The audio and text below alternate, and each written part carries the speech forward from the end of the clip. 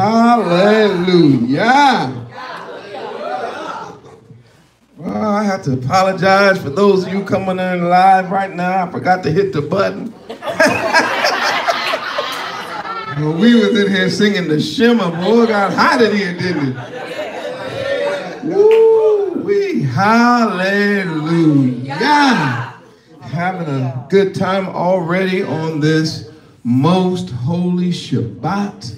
It's good to see all you Hebrew Israelites that have been waking up to the truth of who you are, whose you are, and our responsibility in these last days. I want to welcome everybody that's tuning in to this live broadcast as it goes out worldwide. We know that you're all over the globe, but everybody from the Ark, I want you to welcome everybody from around the world with a Shabbat Shalom. Shabbat Shalom! All right. Shabbat Shalom. So it's good to be here, to your lovely faces. Hopefully you all have been following along with us throughout the week in our Bible studies, as well as our messages that we've just been putting up, periodically. This week I had a chance to be on Spiritual Combat. It's a radio station that's been set up for us to get the news of what's going on among Hebrew Israelites out to the nations. And Brother Michael Yisrael is over that. And I always have a good time on his channel. Some of you all might have caught that. If you have not, make sure you show him some love. Go to his channel, support the work that he's doing, because it is definitely being a blessing as he covers all the different streaming, all the different social medias. No matter what you're doing, Twitter, YouTube, Facebook, whatever it is, that brother's got some kind of way to get the message out about the how Yah is working among his people. He also has included with that some time for Bible studies and lessons. And I think that's marvelous. And so we want you all to support that. I'm going to get into this lesson today because we are still journeying through Matthew chapter 5. So make sure you get your Bible, go to Matthew chapter 5, and we're going to be looking at verse 33 today. And this is an incredible passage, and I think it's going to help Israel. Hallelujah.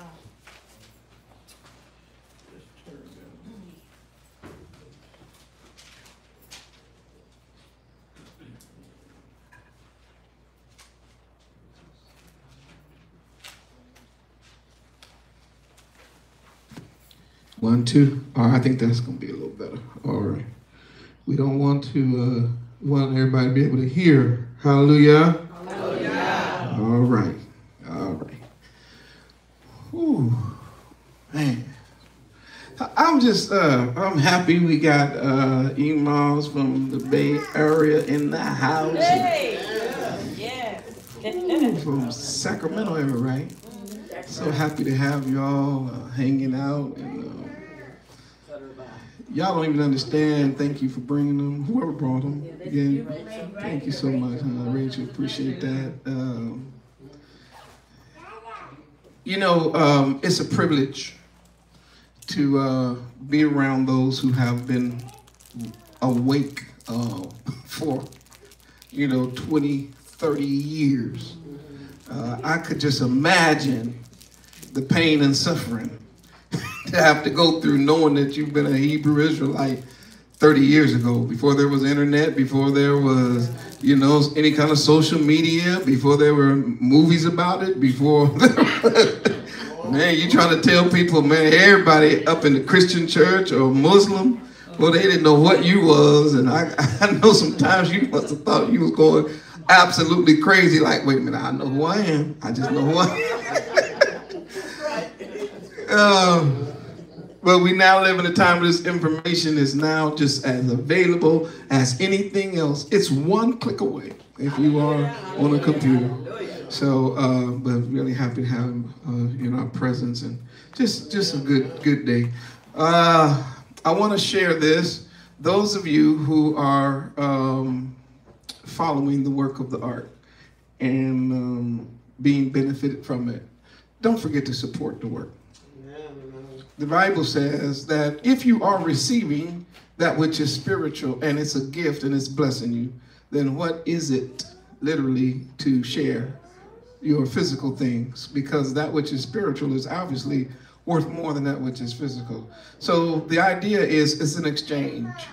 The worker and the teacher does all they can to provide the information. That's their labor.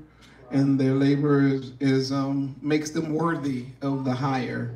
And so the work that we're trying to do, many of you that are watching live have been to our events. Many of you have been to our feast days. Many have been to the Shabbats. And you know the work and the hard labor that's going forth. So please support the work. It is definitely needed in these last days. Amen. Amen. Hallelujah. Hallelujah. So please take out some time and do that. You can do that by going. Those of you in the room, we can do that by giving an offering. Those that are at home, you can just go to awakeningremnant.com, and then there's going to be a donate button. Just push the button and let the Most High bless you. We ought to enter in his gates with thanksgiving and into his court with praise. That's Bible. All right. Having said that, I've been doing this series on what did the king say, because we're living in a time where really nobody is listening to our king. We have become followers of men more than we are followers of Yah. And unfortunately, it is the following of man that has got us into trouble that we're in today. If you want to check out a message that I put up on Spiritual Combat not too long ago, where I talked about the very first song warned us. The very first song in our songbook, it's 150 of them, but the very first one warned us about walking in the counsel of the ungodly. And we're the ungodly. The people are the ungodly. Anybody who has something to say outside of Yah, or have something to say, that's my opinion, and this is the way I think and how I feel, that's ungodly counsel. Yeah. Stand in the way of sinners. A sinner is who? It's the one who's operating awry. It means going along with. In the seat of the scornful, these are the people who hold Yah and his laws and in contempt. You want to take advice from them? The ones who don't know how to keep Shabbat, can't count to 3, talking about he died on Friday and got up on Sunday, and that gives you 3 days and 3 nights. That's where you want your information from? The ones while we were taking down tents, they were in Walmart trying to get Halloween candy and trick-or-treat stuff. Is that where you, that's the path you want to be on? The ones that go out and get a nasty swine, kill it, pray for it in honor of the resurrection of the Lamb of Yah. No, Zion. Listening to man is what got us in this trouble. In what? I heard somebody say it in the first place. As we wake up to truth, and as the Most High continually gives us more and more truth, we face an enemy, the devil, who is seeking to kill the babies before they can grow.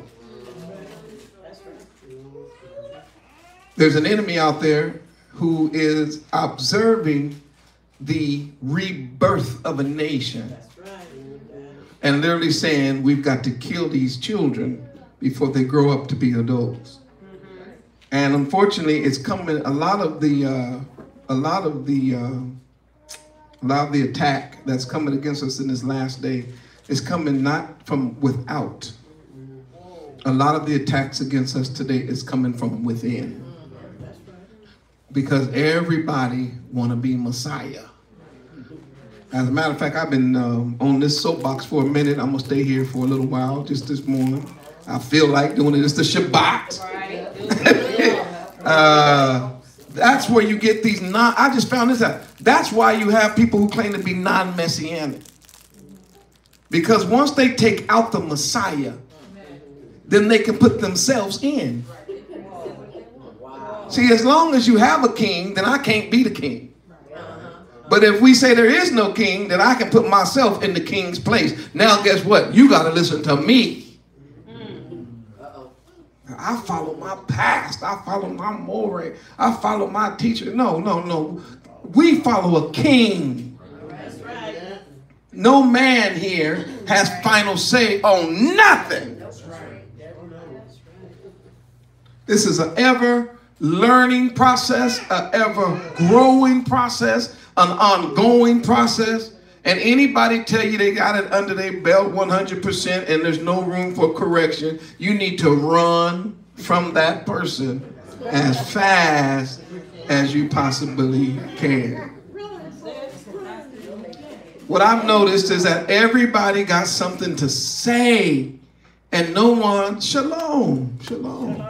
Everybody got something to say and no one is listening to what the king has already said.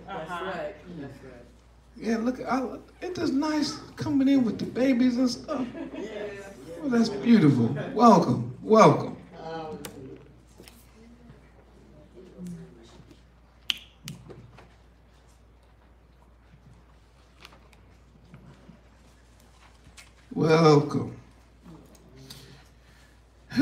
Today I want to deal with a subject that's kind of touchy.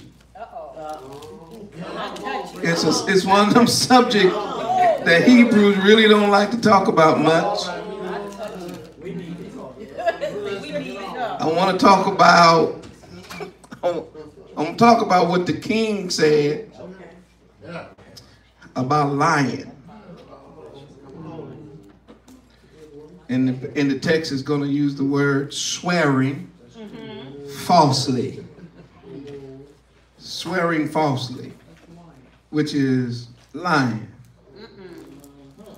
I need everybody worldwide to turn to this passage in Matthew chapter 5, verse 33.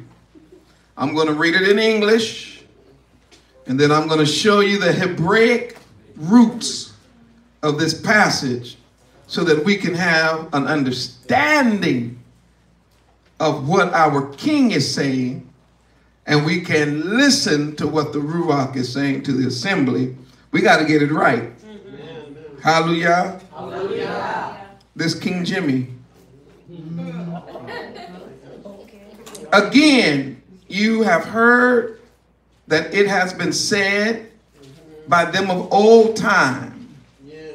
Come on, thou shalt not what? Forswear. What else? Thyself. Forswear thyself.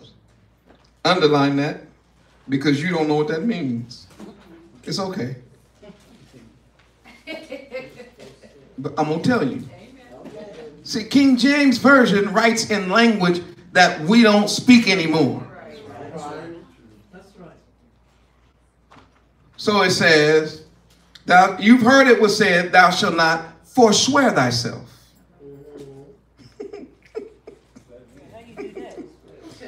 But thou shalt perform unto Yahuwah thine oaths. And then in the King James again, but I say unto you, swear not at all, neither by heaven, for it is Yah's throne, nor by the earth, for it is his footstool, neither by Jerusalem, for it is the city of the great king. Neither shalt thou swear by thy head, because thou canst not make one hair white or black. The people he was talking to had black hair. And white or black had to do with what you see on me. See? You see that? You can't turn one of them white, and you sure can't turn one of them black by wishing it. Now some of y'all going down putting some stuff in it.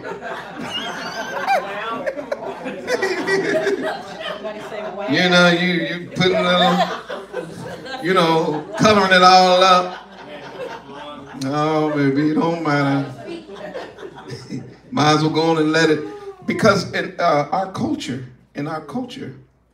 when the black hair started turning white like this, which it means to gray, we call it gray today, it was supposed to mean you had become an elder who had wisdom. And the idea is by the time your hair start turning gray, you should have been moving closer to shalom. Right. Yes, sir. Hey, hallelujah. But everybody trying to be young today, which I don't understand it. You turning gray 60 years old, you still trying to catch down in the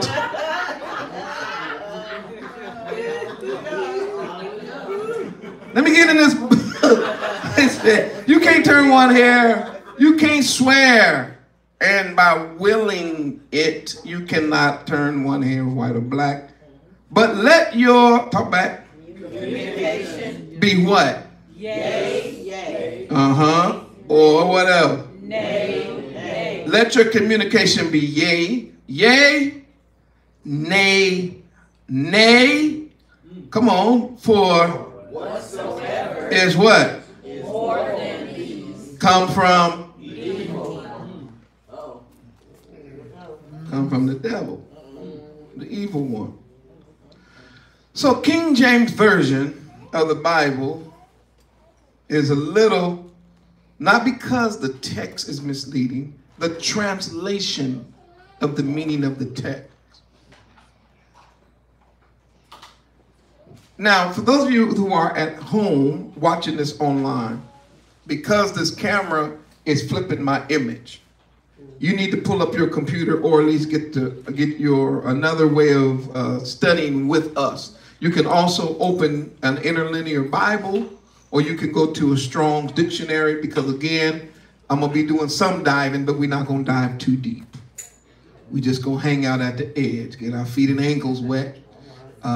You know, we may get the knees wet, maybe. So we can handle what we gotta talk about today on that shallow level, all right? But I want you to follow me, because we need to hear what the King says. We need to understand that our King is speaking here about something that's very vital, but it's also very common among our people, and that is lying. Number one, everybody lies. And you need to stop it. But everybody does it. And there's several reasons for it. Some people lie because they're trying to deceive or to fool other people. Some people lie because they're trying to get away with stuff. So I'm just going to lie about it.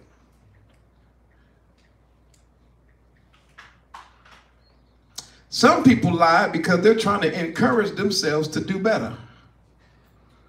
I see myself at 150 pounds. Oh, yeah. No, you 250, baby. But don't say that because you're speaking, that's not speaking positive into my life. No, I'm speaking truth, baby. You 250. Well, I'm not going to handle that. But then you don't want to handle the truth. I'm not mad at nobody. I'm just trying to make a point. Everybody lies. If I was to ask somebody, how tall are you? And you gave your answer, you have to think back on it. Did I just add something? You know you 5'4". Why you say you was 5'5"? You know you 5'11". Why you say you 6 foot? See how quick you just lied in your own mind? What's your GPA in high school? There you go, lying again. And I didn't ask you to say nothing out loud. You just gave yourself a couple of points.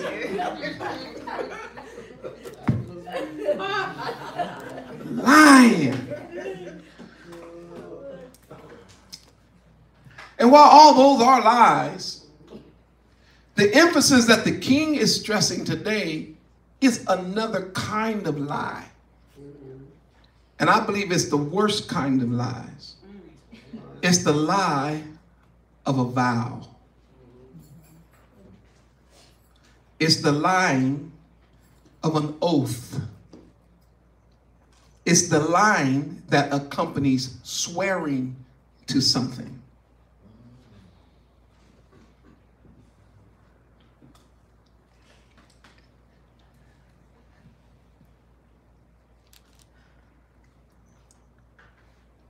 I mentioned before, Matthew primarily is writing to us Hebrew Israelites. And he's trying to show us that our king, Yehoshua, is the king. And he is standing our king juxtaposition of the Pharisees and scribes. Because the Pharisees and scribes had developed a religious system, a religious set of beliefs that added to the Bible, added to Torah, and in some instances took away from Torah. Once you add to the word, you pervert it. Once you take away from the word, you pervert it. And what you turn it into is the tradition of man. And these Pharisees were so slick, so smooth, so subtle, that they were using the Torah to pervert Torah and advance their own interests. Can I say it like this? They were misusing scripture for their benefit. It was about pride. It was arrogant. They were greedy of acknowledgement. They were greedy of popularity. They loved to be called rabbi in the streets. I was told they had tassels so long they drugged the ground. And if you missed those tassels, they would tie bells on the end so you could hear them ringing when they walked. These Hebrews, man, had created an entire system, a legal system. By the way, the legal system that they were following was their own man-made legal system. And oftentimes when the Bible talks about the law, it's not talking about Torah, it's talking about this Pharisaical law that was in place when our king came. So freedom from the law that Rabbi Shaul talks about was not freedom from Torah. It was freedom from these man-made laws, rules, and traditions that somehow made you feel like you were more righteous than other people. Remember, he says, I want to be found in him, not having mine own righteousness, which is of the law. That word is not of Torah, which is of the laws of the Pharisees. In context, he says, I was a Pharisee. And the Pharisees and scribes, based on the study of the New Testament, were following man-made traditions that they then turned into laws and then placed them on the shoulders of the people. So when our king came, he was like, oh no, I'm going to set the record straight. This idea about vows. This is what they said. Again, you have heard that it has been said of them of old time, thou shalt not forswear thyself, but shalt perform unto Yahuwah thine oath. Now, let me deal with this word, forswear yourself. That word in Greek means swear falsely. Write that down. And it had been commonly referred to as perjury. Perjury. What they said is you cannot perjurize yourself. In other words, when you get to court, don't you go to court lying. So their emphasis was perjury. It was for swearing thyself. In other words, swearing falsely with you. I want to show you the difference. I'm going to show you how slick these fellas was in putting this together. I'm going to show you how they left out things. He said, and this is what you've heard, that you shall not forswear, you shall keep now unto Yahuwah now here's the word, oaths. The particular word in Hebrew, and I'm going to bring that out now. I was going to wait, but I'm going to bring it out now. The idea is Shabbat.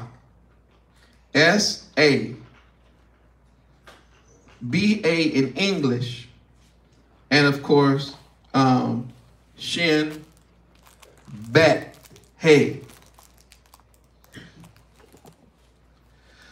And this idea is literally the word Sheva is the word for seven. The word for seven is the same word for oath, or the same word for promise or swear.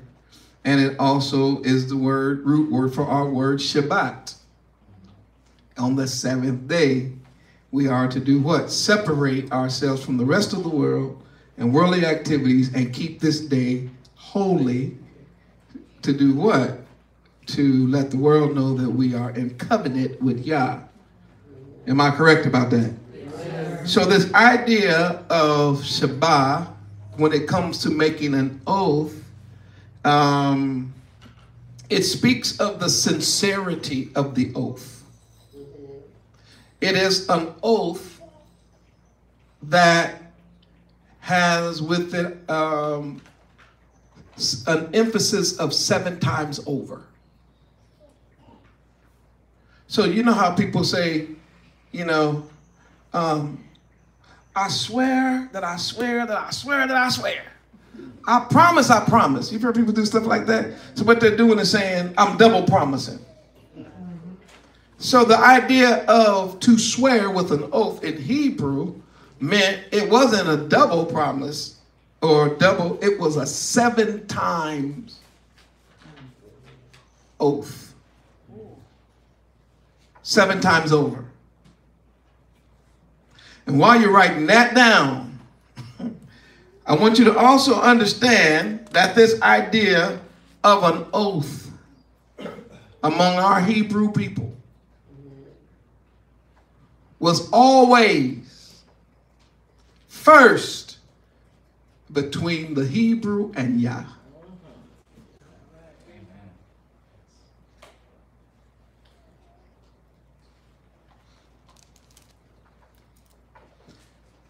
Between the Hebrew and Yah.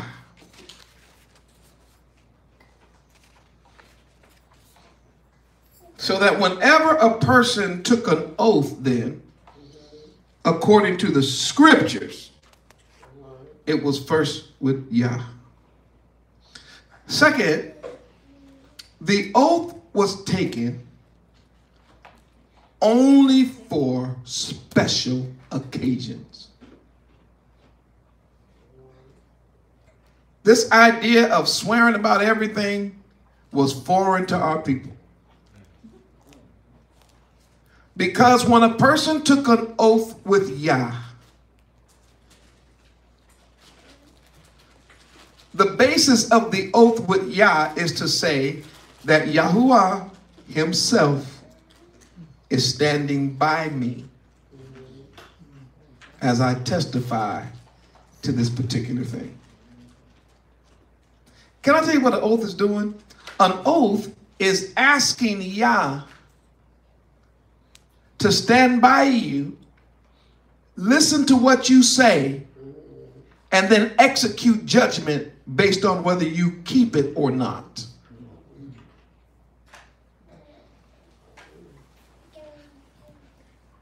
This is what I mean. Do you remember when our grandmama Ruth was hanging out with Naomi, and she said to her, "Don't ask me to leave you. Don't try to push me. I'm staying with you. Where you go, I'm going. Where you stay, I'm staying. Where you lodge, I'm lodging. Your Elohim will be my Elohim. Your people, my people. Where you die, I will die." And then she gave an oath. "And so let it be done unto me, if aught but death separate you and me." When she put that in there, what she was saying was, I'm making an oath. And I understand that if I don't uphold my end of the bargain, I'm asking Yah to kill me. So when a person made an oath with Yah, it was a life or death matter. Did that go out worldwide? Did everybody hear that down in South Africa? Did somebody hear that in these United States of America? Did y'all hear that up in Canada? Did you hear it? When you make an oath, it's to Yah to exercise judgment upon you if you do not perform the oath or if you break the oath. But as always, don't believe me. Let's get into some of this background. Let's go first to Numbers chapter 2. Let's go to Numbers chapter 2.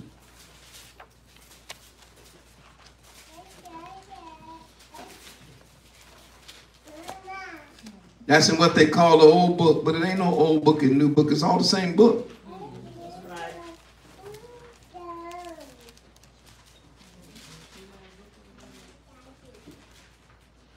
What did I say? No, Numbers. Hold on.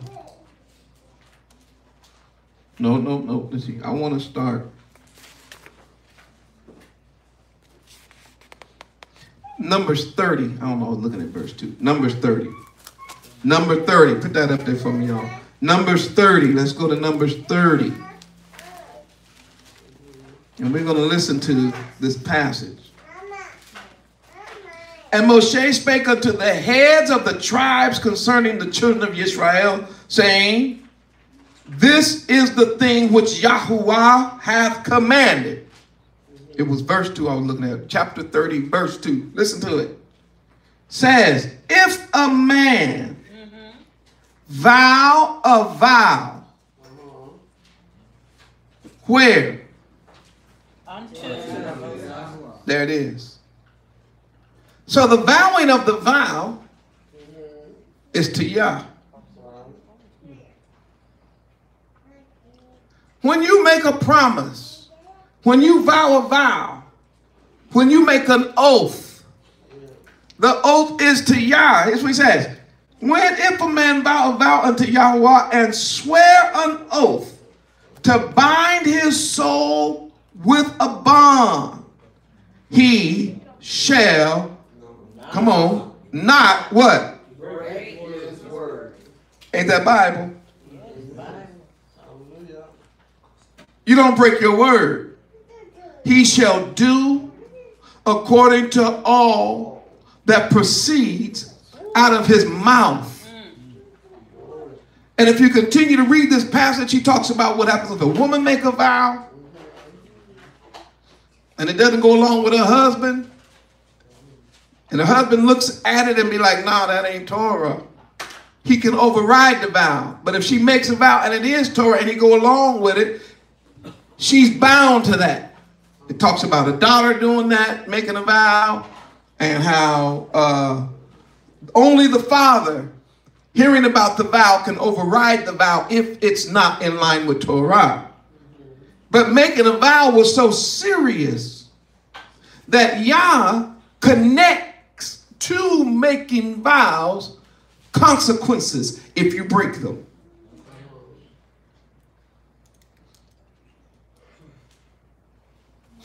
And some vows will be the consequence of literally death. When some of y'all got married, not everybody, but some people, when they got married, they said, until, come on, talk about it, until death. The reason that that phrase is in there is because our Hebrew ancestors understood that that marriage, that union, that contract was binding. It was done before Yah, and the vows were first to Yah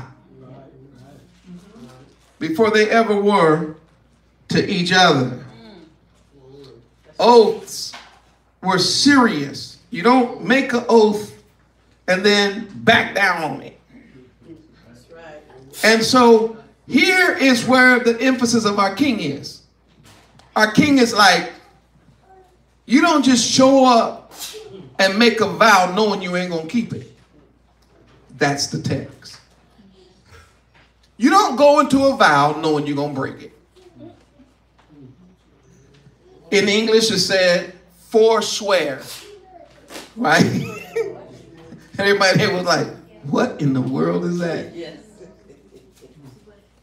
But do the research in Hebrew, you're going to come back to this word Shabbat, and it literally means you don't make a vow that you know you're going to break.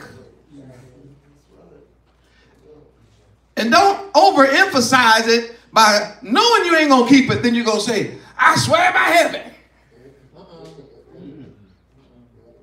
I swear by the temple. I swear by Jerusalem.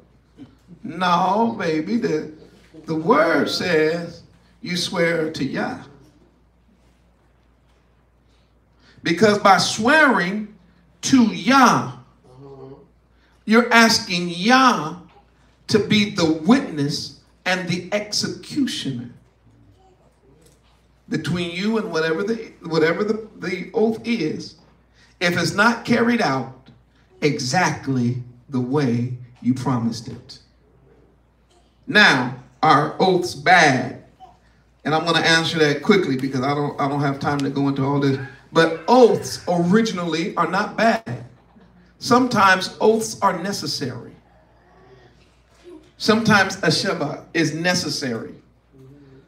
For instance, when Yah calls Abraham and he goes into covenant with him, Abraham, our grandpa, he makes an oath. He commits himself to Yah and to the work. Then, of course, Isaac, when he was in the land, people, man, the king of Egypt and the surrounding nations, man, the Philistines, they kept messing with him. So eventually, he started prospering so much that they thought that he was going to some kind of way attack them. And so he said, the king said, hey, make an oath. Why? Because we know that if you, Isaac, make an oath not to attack us and to be at peace, we know that that's between you and Yah, which is way bigger than you and us. And they knew that that would be binding. And when he made an oath, and he had peace because he kept his side. Also, we know that Jacob made an oath. He made an oath to Yah. He made an oath with his brother Laban. May Yah watch between me and you while we're absent. He made an oath to Yah. He said, if you will protect me from my brother, then 10% of anything and everything that I receive is yours. And that was an oath. Jonathan made an oath to David. 1 Samuel chapter 20, verse 16. And then, of course, in 2 Samuel, David makes an oath to one of the descendants and one of the workers of the house of Saul that at one time was against David being king. And then later on was like, man, I'm tripping. So when David was crowned king and crossed the river, the Kidron, he was the first one on his hands and knees saying, King, forgive me. And David swore with an oath not to kill him. What does that mean? That David was saying this: if I kill you, then Yah kill me. So oaths were matters of life and death. So are they bad? No, they're not bad. Sometimes they are necessary when they're understood properly to help a person keep their side or their bargain or their commitment. You know, it's a little difficult to go against an oath if you know that breaking that oath means you die.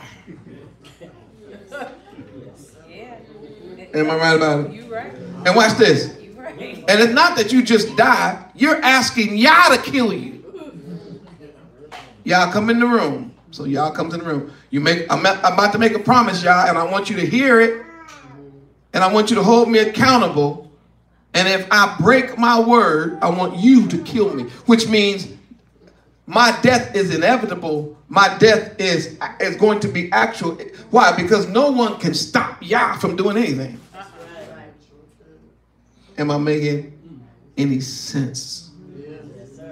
Are you catching the idea of how serious an oath is? It's based on scripture. And you covenanted first with Yah.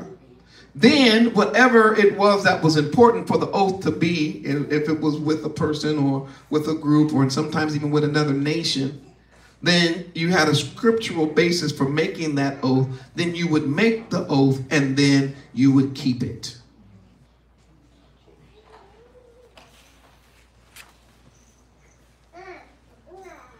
If you vow a vow, according to Numbers 30, to Yah, swear, and then bind yourself to the agreement, you don't break your word. Now, let me tell you something about our culture. I'm talking about Hebrew Israelite culture.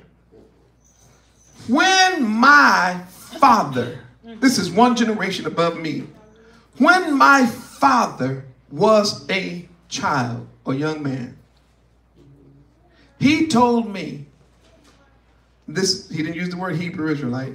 He said, black men don't break their word. I said, what do you mean? He said, we didn't need no paper. We didn't need no contract. We don't need no handshake. My word was my what? Was my bond. I just had to speak it. Shalom. Looking so pretty on this beautiful Shabbat.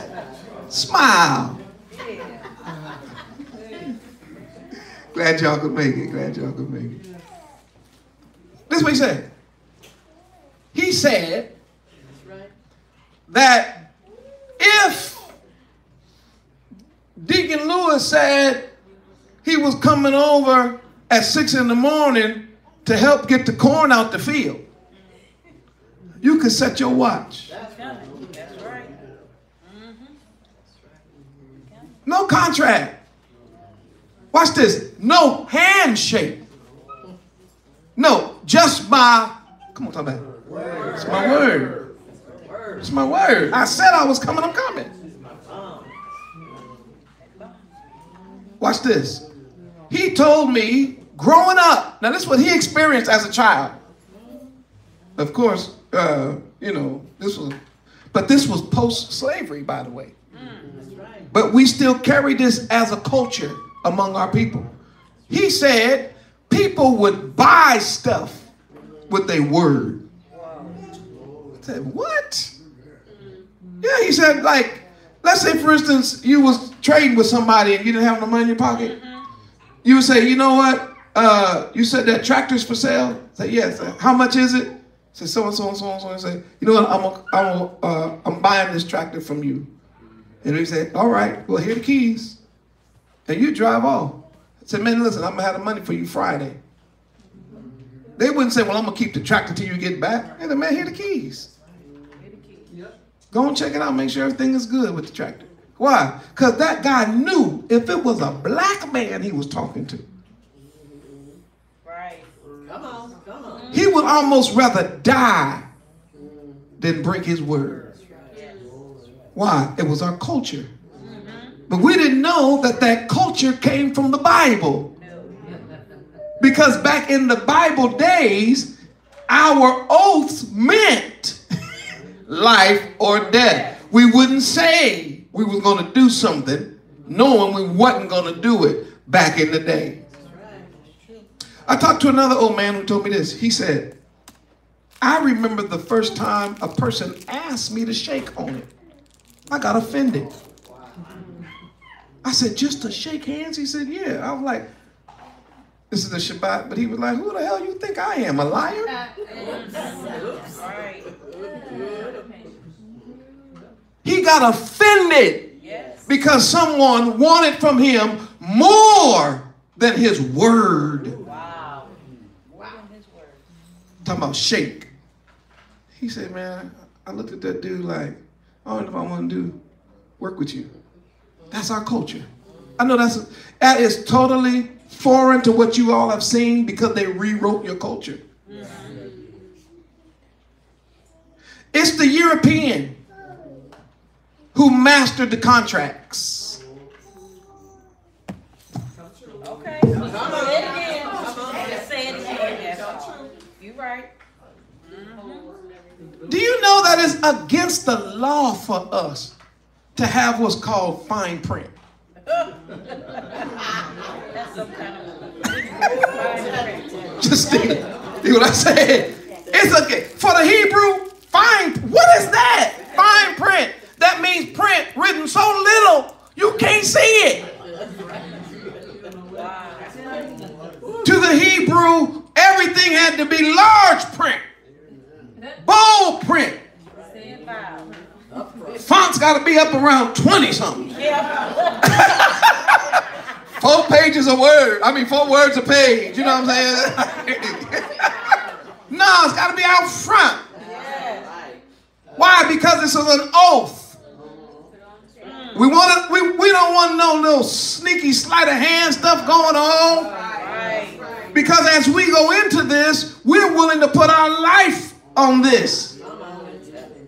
And if you got some weird fine print, you may turn me out to be a liar. Because there may be something in that print, one, I don't understand, number one, because there's a lot of mumbo jumbo in there. And it could be something in there that's binding me to something that I'm really not agreeing with.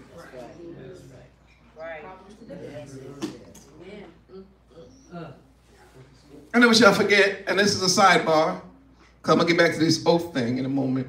I never shall forget going to buy a car. And a guy told me, he said, just initial here, here, here, here, here. And it was just pages of stuff. He said, initial here, here, here, here, here. Here, here, here, here, here. Here, here, here, here, here. And right here, sign this. And I said, this. And so I said, can I see those papers again? He said, for what? I said, because you told me to initial here, and I think once I initial it, ain't I bound to this? He was like, okay. Wow, nobody's ever asked me that before. Sure, go ahead. I started reading. He said, are you going to read the whole thing? I was messing with him at that point. What I'm saying is, if you're not trying to be deceptive, then why are you trying to hide stuff? So, we are told from our king about vows. I'm getting back to that because that's still another form of lying, by the way, when you're being deceptive. All right, now watch this. Let me get back to where I was going with this. All right, so Are vows necessary? Yes. Sometimes the vows are made in order to help a person because of our sinful nature. We can become lax on certain things.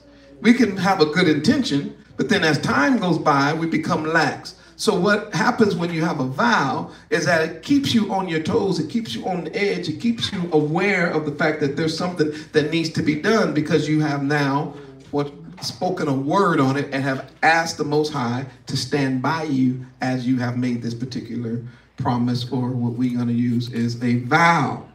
So 2 things, write this down again. Number 1, you don't vow unless it's in Yah's name. And number 2, you don't vow unless it's a very special occasion. This idea of frivolous vows, always swearing and making promises, was not a part of our nation, not a part of our people. The Pharisees were bringing that into the picture. So Yahushua is resetting the standard based back to Torah.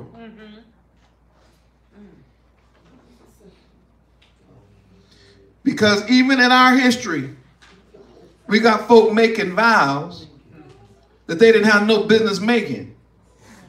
And it got them in trouble. In the book of Judges, there was a fellow named Jephthah. He was an outside baby. He was. Yeah, we had a few outside babies then. And his real brothers, the brothers and sisters, was making fun of him. So he ended up leaving and learned how to fight. And he was a natural born killer. When he got old, his reputation, oh my goodness gracious. They said, they got in the battle, they said, hey, go get Jephthah.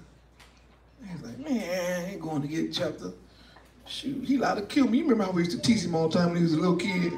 Man, look, we need that brother right there. Jephthah said, I'll be there under one condition. They said, what's that? He said, I need full reign over the military. I need everybody under my command.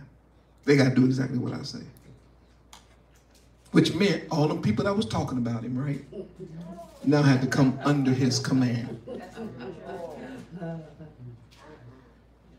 And they were in such dire straits. It's our cousins. It's our people. Don't that sound like us anyway? Yes. So they fall in line with him, and Yah is going to give him the victory, but he wants an extra amount of assurance. And he makes a vow with Yah. He makes an oath that if Yah gives him the victory, whatever is first out of the gates of his home to greet him, he will sacrifice to the Most High Yah. He didn't have to make that vow. He didn't have to make that oath. But y'all know the story. When he came home from the battle, which he was victorious, his daughter came out. Now watch this. It was a choice. Either he was going to be killed or his daughter was going to be killed. So because Yah is gracious, what he allowed was for her life to be sacrificed for being put into in the service of the temple forever. She could never marry. So she goes off and bewells her virginity. And then she is then dedicated to Yah. So he dies childless. You get it? Yes. But in reality, she should have been killed as far as his oath was concerned. But notice what he didn't do. He didn't just be like, oh, well, I was just kidding. Oh, no, baby, we don't get down like that. You ain't no, I'm just kidding. You're going to have to do something. And in this case, it was dedicating his daughter. We have to be careful. Remember that old crazy King Herod? He was an Edomite. He's black. Y'all need to get that. Y'all, this whole idea that the Edomites are white, y'all stop that. First of all, Yah's not dealing with skin color. He's dealing with lineage. And in people's lineage, there's all kind of colors. In this room right now, we got high, white, black. But we all in the same lineage. So listen to me. The picture is not white people or black people. This particular Edomite, Edom is from Esau. Esau is Jacob's twin. Can y'all say twin brother? Twin brother. And please, y'all, don't write me about the Most High saying there's two nations in the belly. Being two nations don't make them any less twin brothers. All the nations are made up of brothers. That's what would happen.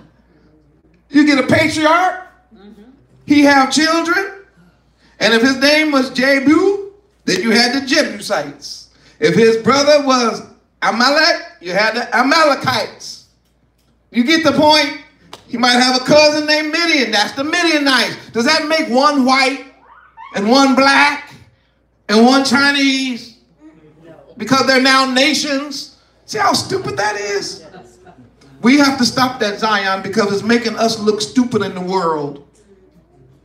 It's making the Hebrew Israelites look uneducated. Yes, there were two nations, meaning two brothers that were going to go two separate directions.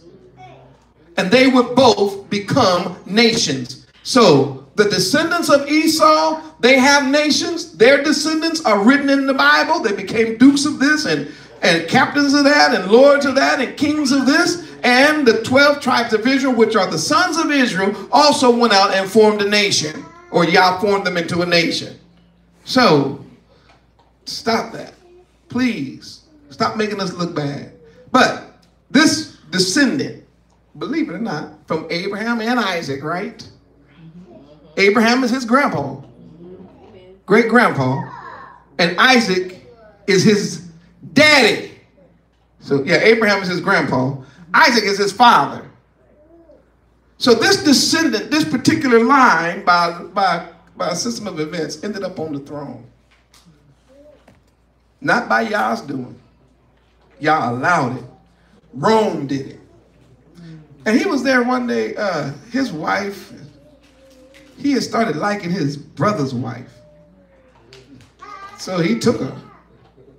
Then his brother's wife had a daughter.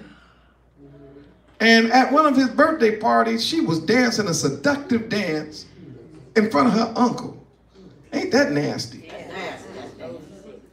That ain't our people. That's not our culture.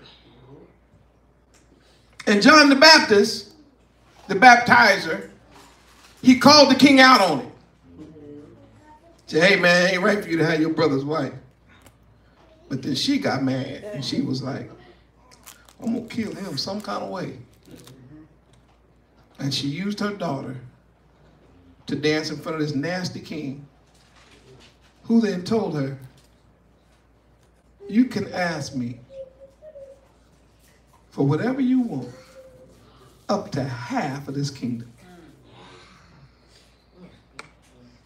I read it. She went back to her mama. Said, Mama, he said I can have up to half the kingdom. Now, normally Mama would have said, okay, well, let's take this half. Let's take the half that got the Mediterranean Sea. Yeah.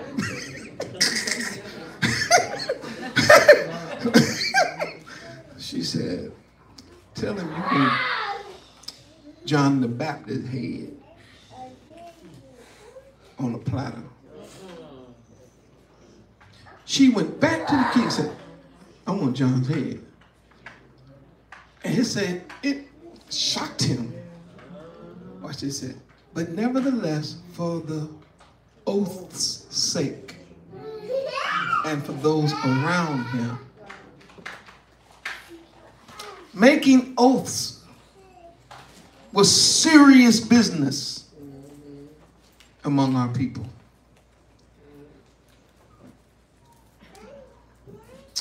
All right. Let me get this going. Let's go to Deuteronomy 6.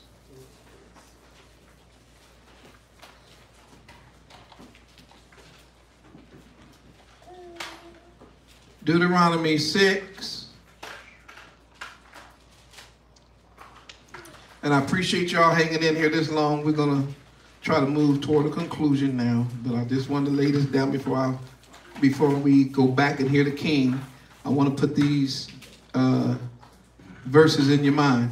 When you go to Deuteronomy 6, I'm going to look at verse 13.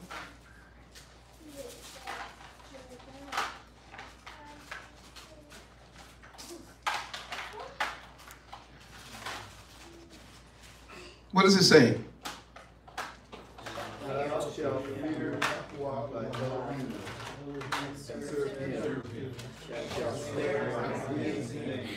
Swear, oath, swear? By his name. Underline that.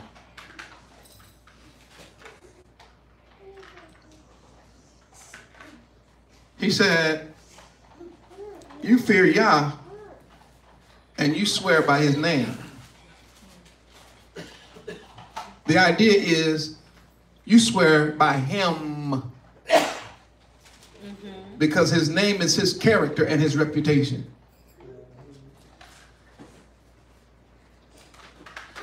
Why? Because by swearing by Yah,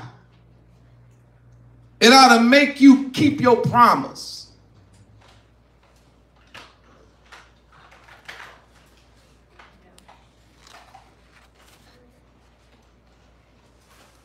Let's see what happens if you break your. Go to Leviticus chapter 5.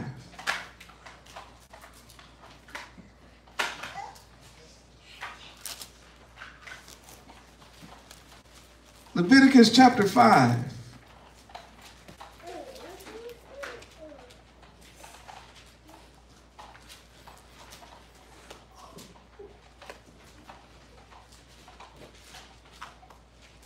Listen to this.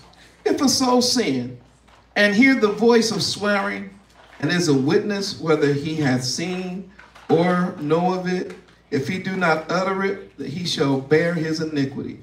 If a soul touch any unclean thing, whether it be a carcass of an unclean beast or a carcass of unclean cattle, or the carcass of an unclean creeping thing, or if it be hidden from him, he shall also be unclean and guilty.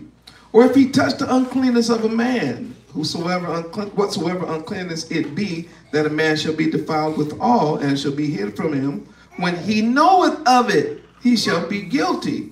Or if he swear, pronouncing with his lips to do evil or to do good, whether it be that a man shall pronounce with an oath, it shall, and it be hid from him, or whether he knoweth of it, then he shall be guilty of one of these. And it shall be when he shall be guilty in one of these, that he shall confess that he has sinned in that thing, and he shall bring a trespass offering before Yahuwah for his sin which he has sinned, a female from the flock, a lamb and a kid of goats, a lamb or a kid of the goats for a sin offering, and the priest shall make an atonement for him concerning his sin. And if he be not able to bring a lamb, and he shall bring for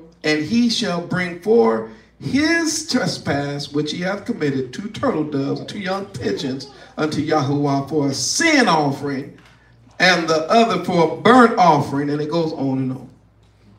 Talking about the fact that, watch this, this is how Yah viewed making an oath. He said, even if you make it with your lips and ain't nobody around.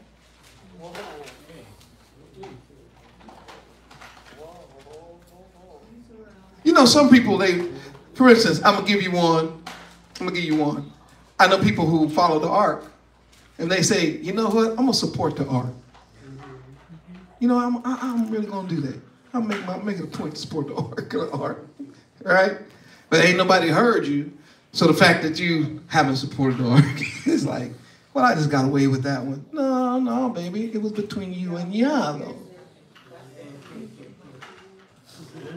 The oath and the promise is not between you and me or you and you. It's between you and Yah. Therefore, when you make a promise to Yah, you ought to keep it. It's better not to vow than to vow and then break your vow. I just thought I'd throw that in. Broken vows to Yah means lying. I was trying to come up with a better word, but I can't. When you break your vows, as far as Yah is concerned, that's lying. In Psalm number 15, David says, who's going to dwell with Yah? He said, the one who keeps his vows.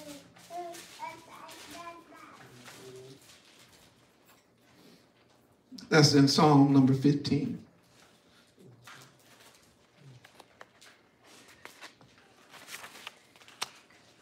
Now let's go back to Matthew chapter 5 and we'll listen to the King again and then we'll be done for this Shabbat. Hallelujah. Hallelujah. I think we already got some understanding though of where he was going with this idea of idea of making vows. Matthew chapter 5. We get back in verse 33. And once again, I apologize for those of you at home having this backwards, but you can still see the words. If not, you can follow along.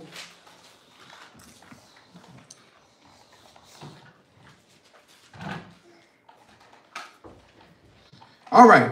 So in Matthew chapter 5, he says again, you have heard it was said of the ancients, you shall not swear falsely, and you shall keep now unto Yahuwah the oaths of you, or the oath that you have made. Now, is that what he heard?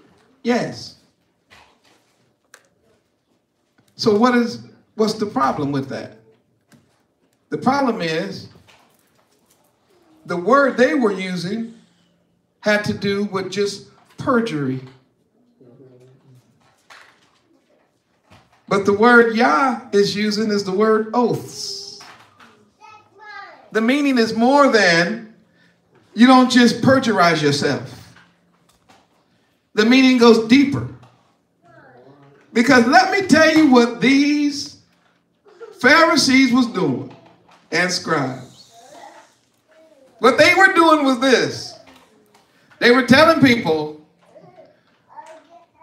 well, since the punishment for swearing with Yah means death if you don't keep it, then just don't swear by Yah. Swear by other stuff.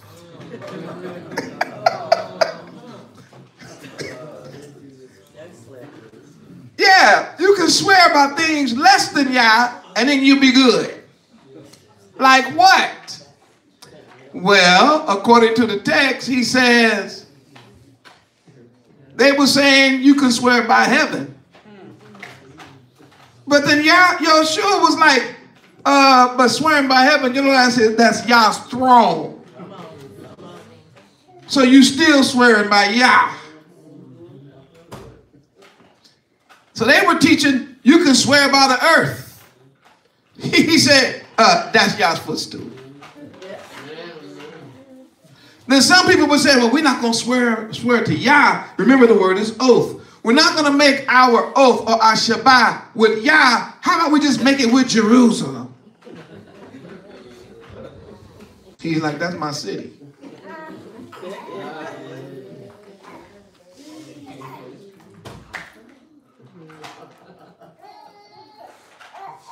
So then a person says, well, then I tell you what, I just swear by my own head.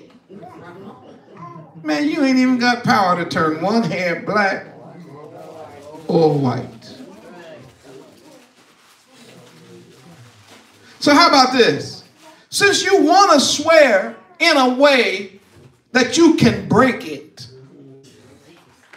how about you swear not at all? Since you're trying to find a loophole.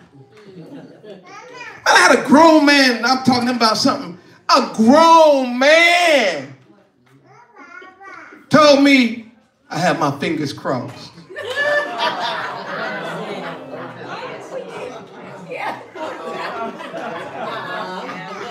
Y'all know I was like,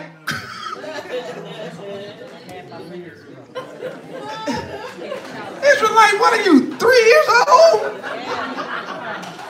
Yeah, you didn't see it, but I had my fingers crossed.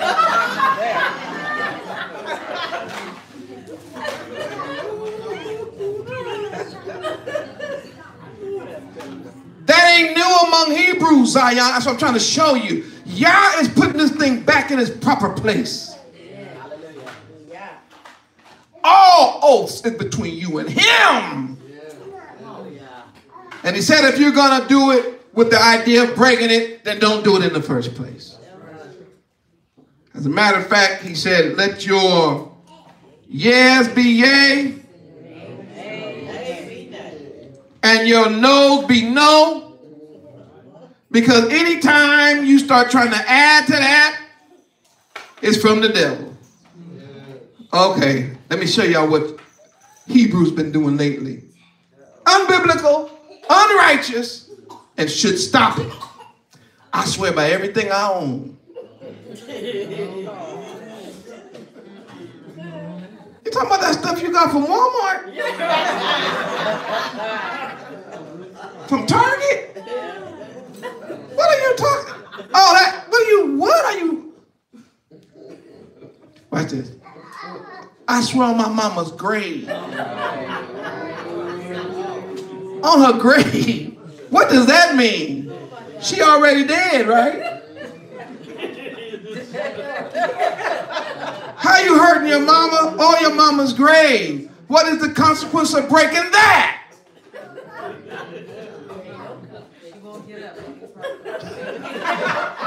My goodness. Because what we don't want to say is, I swear to Yah. Some of you all done got smart. You know that Yah's name is not God. You know that now. So you be like, I swear to God. I swear to God. Because you know that's not Yah. So you know you're going to break it. I swear to God. I swear to God.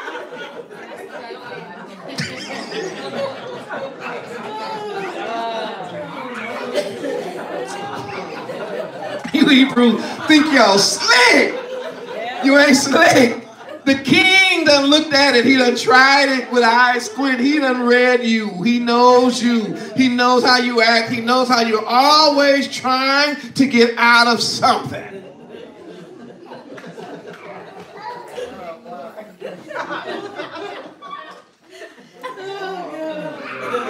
He says, if you make a vow, don't do that if you're going to break it. Now, let me give you a few verses.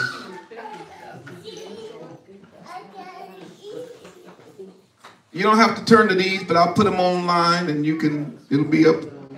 Proverbs 12:22 says, lying lips are an abomination to Yah. Proverbs chapter 6 says, these 6 things does Yahuwah hate. Number 1 was a proud look. And number 2 is what? A lying tongue. Psalm 64:2 says, the wicked delight in lies. Now, I'm not talking about lies that are told on the back porch while you drinking sweet tea and swatting flies and cracking jokes, right? That ain't what I'm talking about. Because we've been doing that. That's part of our culture. Man, we got stories of rabbits and hens and buzzards and stuff that'll have you in stitches. Well, I'm talking about fishing stories and stories about false teeth and stories about, I mean, we just make up stuff, right? But that's just a cultural thing of just making up stories for fun's sake, right? Now we're talking about here. He's talking about vows and lies.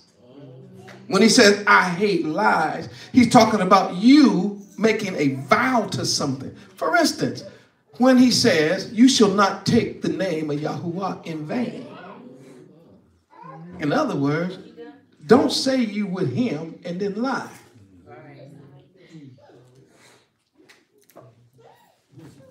Lying in this instance does not have degrees. Because half-truths are whole lies. Now, I know where y'all got that half-truth from. I know where you got it from. I know how you got it. I know how that became a tendency among you and your people. It's in your DNA. You got to fight it. Abraham. See, Abraham is your grandpa. And Abraham married the finest woman on the planet, Sarah, who happened to be his father's daughter by another woman. That was before Yah set up the distances that you could then marry, right? And she was so fine. I'm talking about gorgeous, like drop dead gorgeous. Like she walked into a city. One woman walk into a city. No, not just a city. One woman walk into a country. And everybody in the country like, who is that? Now you know you some kind of fine when you just walk. Matter of fact, you fine when your husband say, before we get here.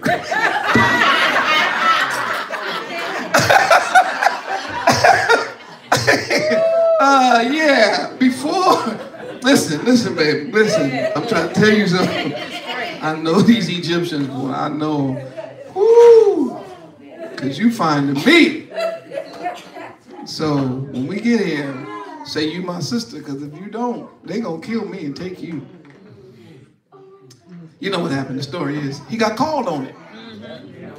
But it's interesting that he was prophetic, because as soon as she got into town, the people was like, oh my goodness. And they went straight to the king. King, the finest woman on the planet just walked in. Who, by the way, just happened to be my grandmama. So my grandma, the finest woman on the planet, walked into Egypt. King saw her and was like, okay, yeah, she's going to be my wife. You know what happened? Yasha, the next day, he said to Abraham, I need to talk to you, man. Why was you dealing with me like this? And he said, well, I kind of told you a half-truth. He said, man, cut through this bull. That's your wife. This is the Shabbat. I kept it clean. Man, cut out all that talk, all that. Come on, man, when it's all said and done, that's your wife and you know it. That half-truth is a whole lie. But she fine in the mud, dude. Behind his back, he was like, you getting dapped up. I don't know how you got her, but she fine. Look, anything you want on your way out? Gave him all kind of stuff to me. Y'all should read the text. Everything. So if you don't think it's in your DNA, then read the story of Isaac. Right. Who said that? It's the same exact thing. And he didn't even have to lie because that wasn't his half-sister nothing, you know what I'm saying? But she was fine too. So he was like, just say you my sister. But then, in his case, it's interesting. He couldn't keep his hands. He couldn't keep his hands off his wife. Yeah. And while he was kicking in the land, the King James Version said he was sporting with Rebecca.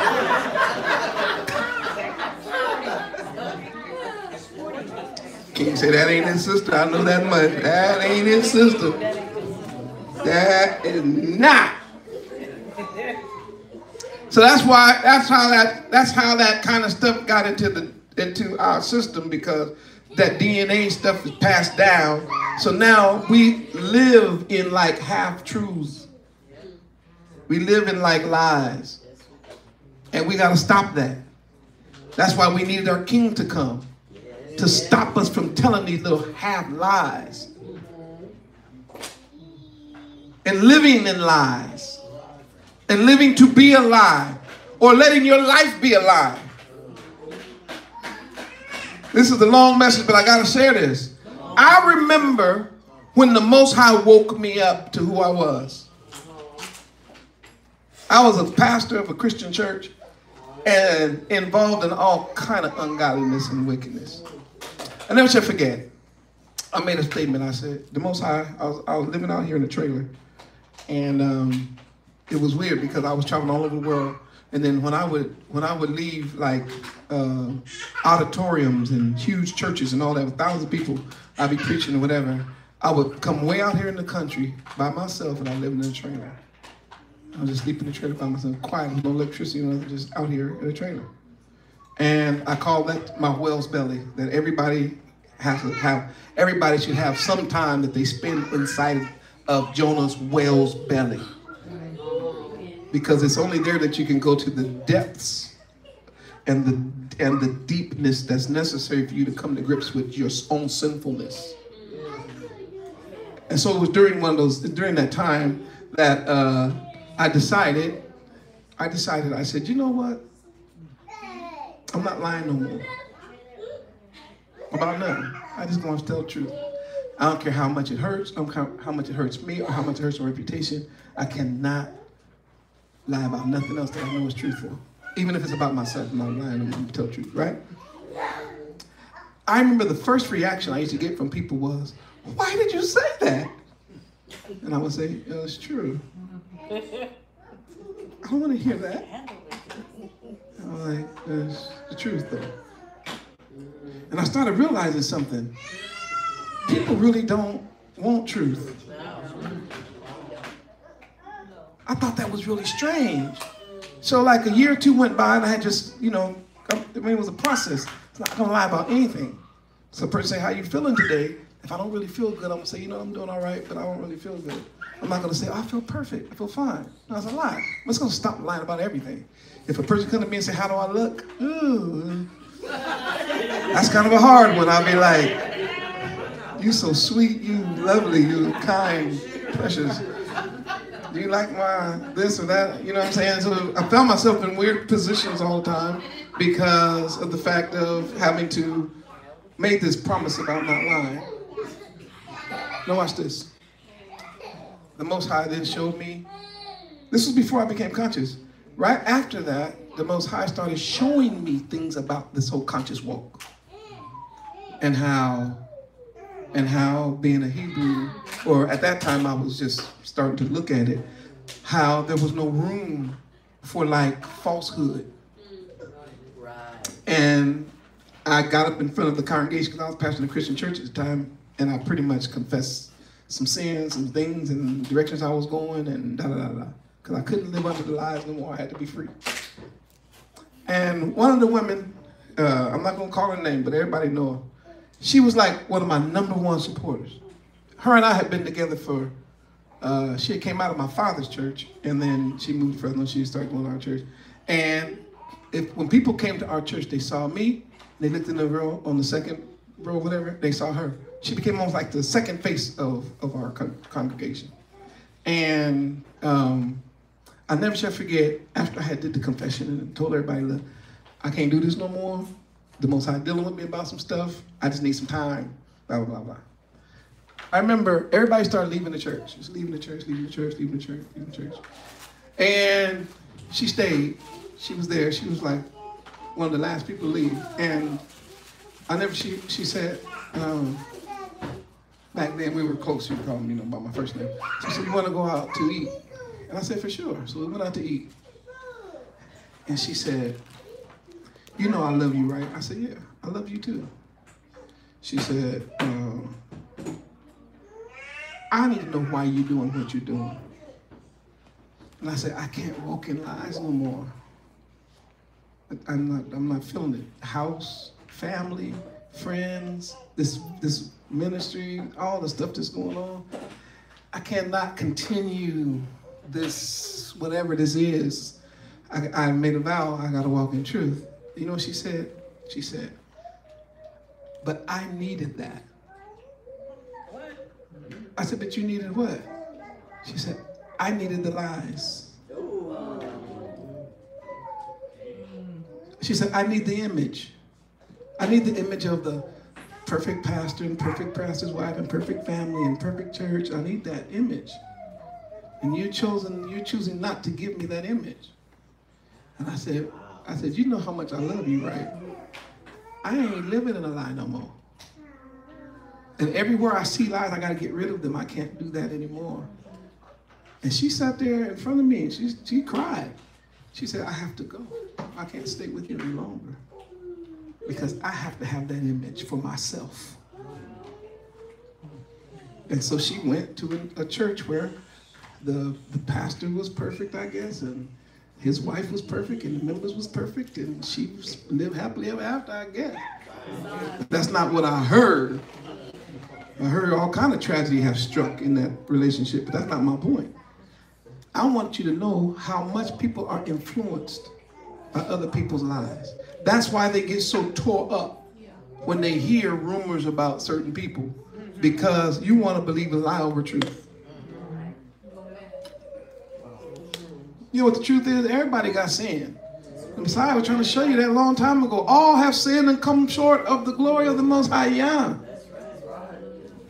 Not one of us is walking perfectly. We're striving. We have a king. We have an example. And we have to start, watch this, not trying to have him mold himself to us. But we are to be asking him, like clay, to have him mold us into his image. It wasn't too long after that I became conscious that I was a Hebrew. And now I'm stuck again, right? Because I got some heavy decisions to make. Do I tell the truth about who Yah's people are, about the Shabbat, about the feast days? Do I tell the truth and lose it all? Because I've already lost a lot.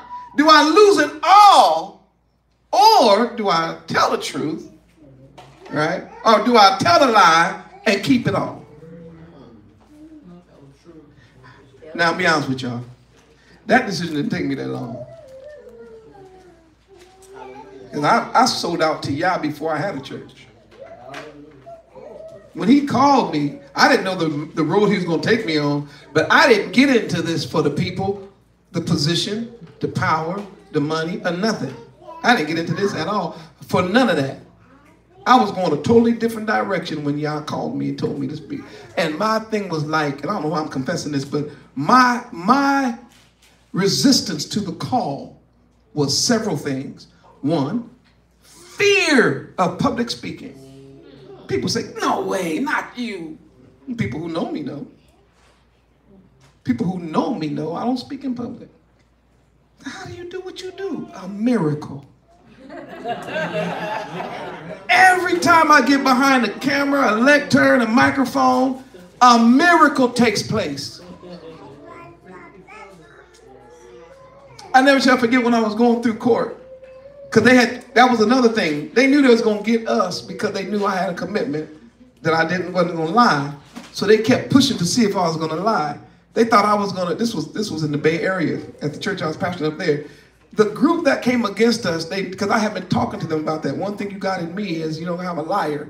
Now, I might make mistakes and make other, I may not do everything right, but one thing I am going to do is I will recognize my fault. I'm not going to outright be lying to anybody. That's just not what I do. So when they got together to take us to court, they kept trying to push us into areas, and our lawyer and everybody around us we didn't have a lawyer, but the advice that we had was, you're going to lose if you don't lie.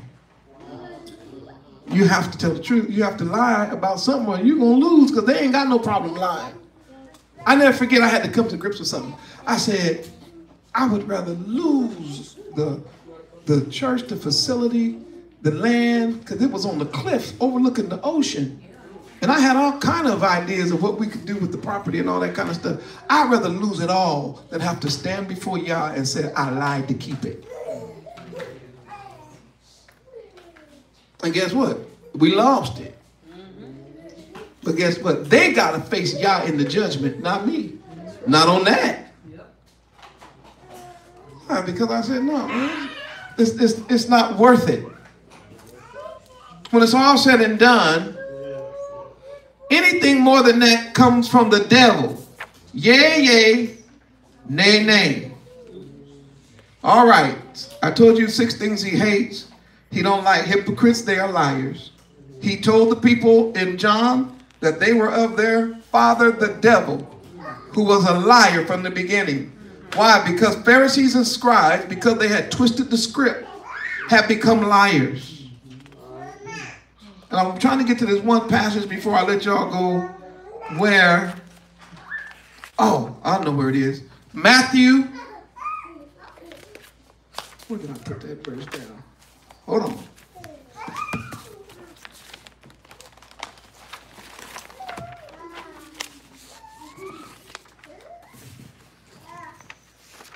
Yep, there it is. Go to Matthew 26. And then we're going to get up out of here. Matthew 26.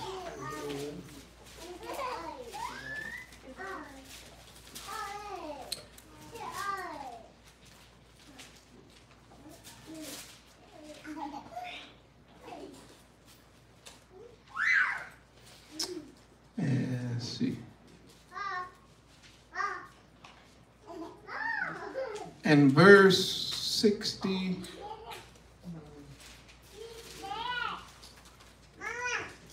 Yeah, verse 63.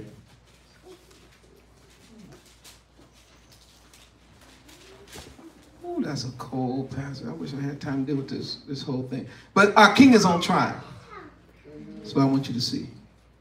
Our king is on trial. And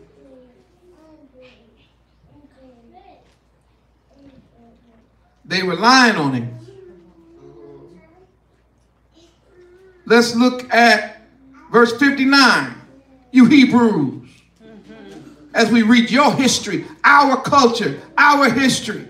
Let's see what's going on with our king. And the chief priests and the council, the whole were seeking what kind of testimony? False. They wanted false testimony against Yahushua. Why? Because they wanted to kill him. But they didn't find anybody. A whole lot of people came forward, but the problem was they couldn't get their stories together. At last, 2 coming forward said, this man been saying he is able to destroy the temple of Elohim and build it again in 3 days. That's what they said. That's all they could come up with. And then look at this big show. And the high priest stood up and said unto him, answer you nothing. Come on, man. Dude, I've been saying that since I started preaching. That ain't no new information. And Yeshua was silent. And the priest said unto him, here it is, I adjure you by Elohim, the living. What the high priest did at this moment was place Yahushua under the oath.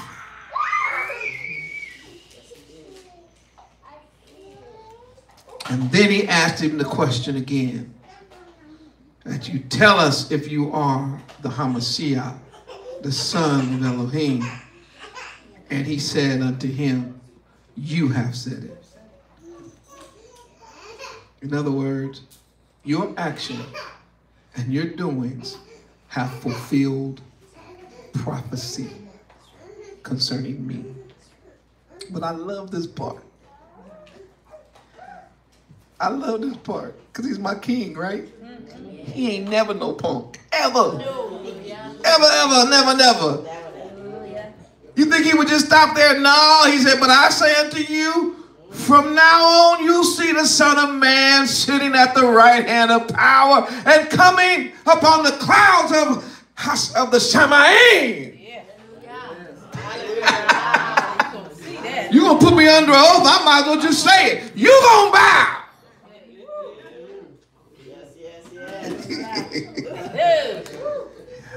You see me again coming down in the clouds. Power. And then the priest stood up, tore his clothes, and went through all that. Did you hear what he said? Yeah, you heard what he said, though. That's the thing. You heard what he said. And I got news for y'all. They went on with that kangaroo court. And it looked like he lost, don't it? They swore by false oaths, is my point. Yes. And they ended up crucifying the innocent. And as a result, Jerusalem was sacked. Because they swore by an oath. As a result, the blood of the Hamashiach was upon them and upon their children. Because they swore with an oath. And the only way that we're going to shake that off is if we go back with Yah, watch this, in an oath to him, but not in unrighteousness with the willingness to bust or break the oath, but we go in covenant with him with the willingness to keep it. Hallelujah. We can let our yeas be yeah.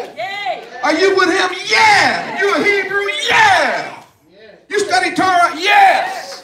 You keep the feast days? Yes. You eat clean? Yeah.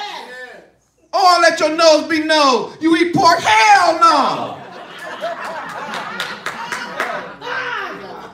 You doing Easter egg hunt? No. Are you crazy? No. And stand on it. I can't be even tempted by that foolishness no more. You gonna paint your kid up like the devil? No. Are you with Yah all the way, baby? So you believe he's the king? Yes. You gonna tell people? Yes. Look, I'm in like Flynn. I'm into the casket drop. I'm into my very last breath. I'm in this thing if all hell breaks loose. I'm in this thing if I have to go alone. My testimony don't change whether it's 2 people in the room or 2,000. I made a vow to Yah. Not to some building, not to some movement, not to some person, to him. And plus I read something else. In the book of Revelation, chapter 21 and 22, talks about where liars is going. People think I'll be playing. I was like, y'all better stop lying to your people, these preachers and pastors. Talking about y'all laws are done away with. That's a lie. All liars are going to have their place in the lake that's burning with fire. But those of us who understand how important it is to keep our vows to Yah, in that last day we want to stand in his presence. Not as a liar, because they don't stand in the congregation of the righteous, but as those who've been walking in truth. Hallelujah. Hallelujah. Hallelujah. Hallelujah. All right, amen. Amen. Woo. Shalom. All right, I want to just say as we wrap this up on this day, thank y'all for hanging in as long as you did. Those of you in the room and those that are watching online, if you learned something today, if you were encouraged today, if this message helped you at all today concerning what it means to take vows and what the vow is all about and how important they are, then you should support the work. Somebody was talking to me, they said, man, you have so many people who watch your video. Don't you get a lot of support? Listen, how many times have you actually supported somebody you watched online? No, you have to be special to support this work. I don't mean me, I mean the person that's doing the supporting. You have to feel like this is helping you. You're being blessed by it. You're being encouraged by it. And don't put it off.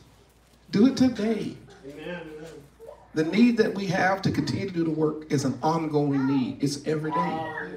And we really appreciate everybody who does it.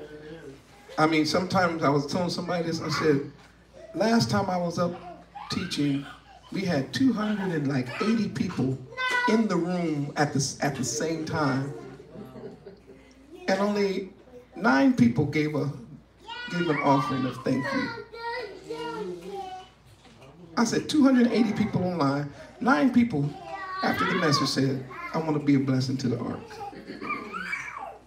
So just because you see big numbers, don't mean that there's being big support.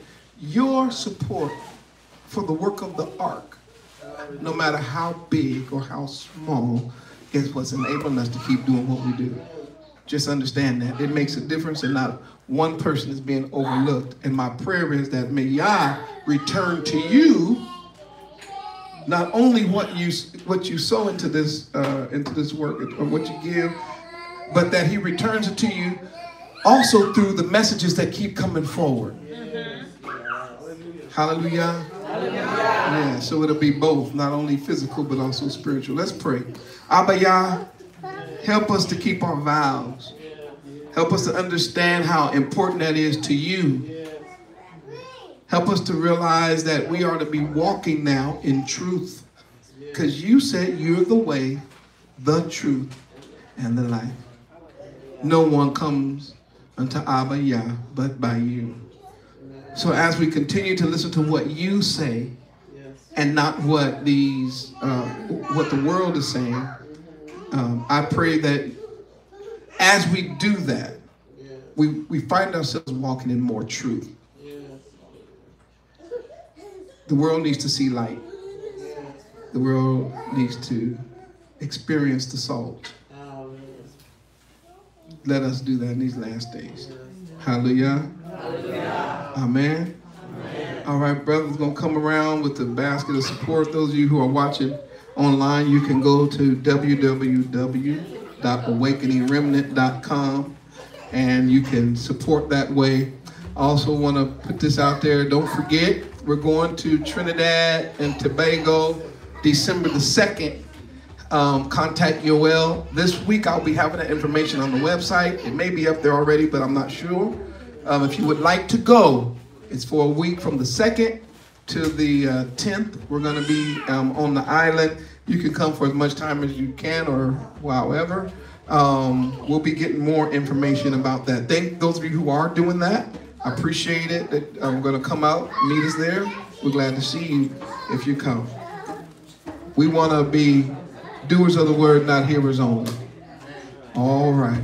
Question. Okay. Is keeping your word like